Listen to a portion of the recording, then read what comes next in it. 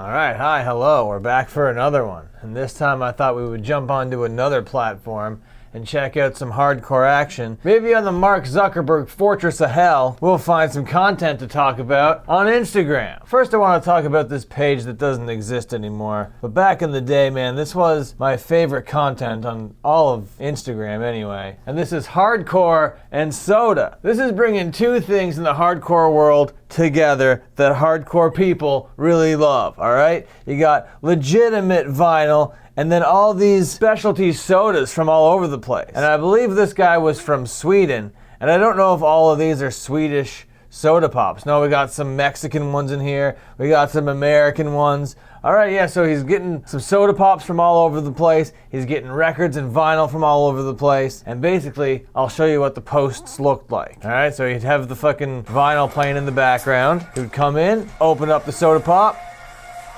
pour the soda pop, throw a straw in it, and that was your post. And it was Cane Hill plus Swamp Pop.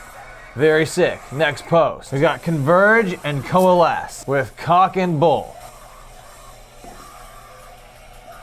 Boom! Oh, beautiful. Man, I missed this fucking page. This was so sick. What do we got here? Oh, we got Turnstile and Banana Bread. Banana bread soda. That doesn't sound like the most delicious soda imaginable. Oh, and then he's adding the carbonation. Oh, that's hard. That's hardcore. I love the little cup that he's got going there. That's a great little soda cup. Oh, we got Vane and cherry almond soda. Yeah. Oh, amazing.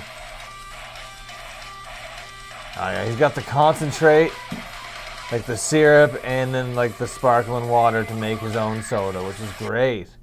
That's so DIY. Just when you thought this guy couldn't get any more legitimate, he's carbonating his own syrups. Fuck yeah.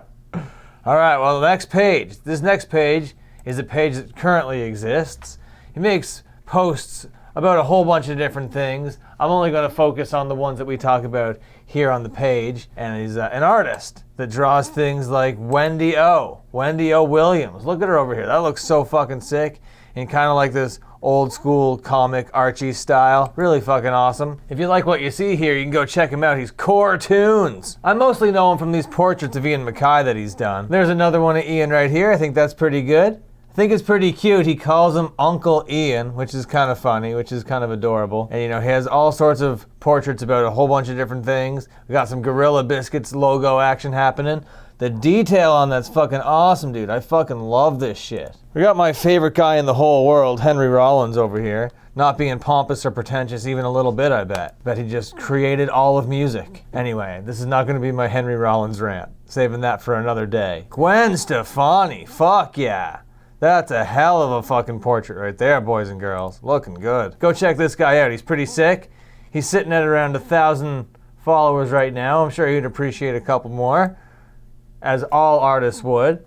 So yeah, go check him out. Core Tunes. Next page. I don't know where I learned about this guy. I think I was like Googling hardcore and hardcore in Toronto and interviews for people that were involved in the hardcore scene. And this Ugly Pop Records guy was being interviewed. I don't know too much about him. I don't know the like super history on this dude behind this account, other than that he like lives here in Toronto with me. But anyway, that's besides the point. What he mostly posts about are like 7 inches and records and album covers and artwork and just like really cool fucking blast from the past and things that send me down rabbit holes. I wish I knew more about him. Ugly Pop Records. Let's see what we can find out. Well, they don't have an official website, but they do sell records on Discogs. So if you want to support Ugly Pop Records, you can go follow them here on Instagram, or you can buy some records off them over here on Discogs. I bet they'd love that too. This next page came across my desk a couple months ago.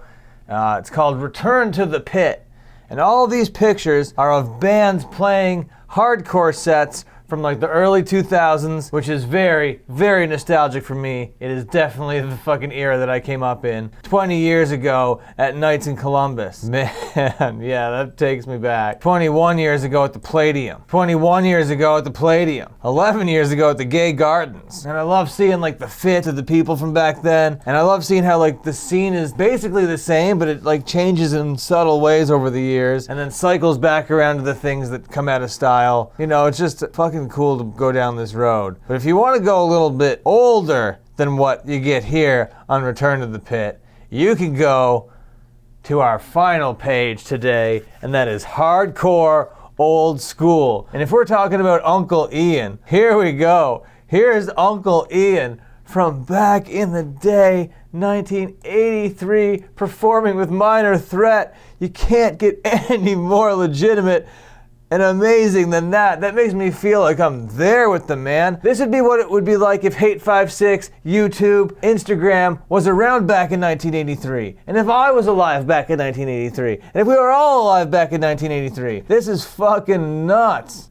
And just like every fucking thing on this page is so goddamn cool. Here we got Joey Shithead. I did a little bit of a video about him a little while ago. And DOA in 1978, looking very punk, looking like they don't give any amount of fucks. Looks like they're down in cough syrup, but that's just old school beer bottles. Triple H in the 80s. That's not what I remember Triple H looking like in the 80s. Man, oh man. That's 1986 right there. 1984 right here. We got the balcony seats, flying knees. We got the combat boots. Holy fuck, dude. Yeah, so if you want to like blast yourself to the past a little bit and get some 80s hardcore nostalgia going, or if you weren't around in the 80s, like it was a little bit before my time, but this is all the stuff that like I love so much. If you're into what you see right here, which is another shot of Minor Threat playing in 1982, then go check out this fucking Instagram page, Hardcore Old School. Alright, that'll just about do it. I'll catch you around the bend. Until then, watch more videos.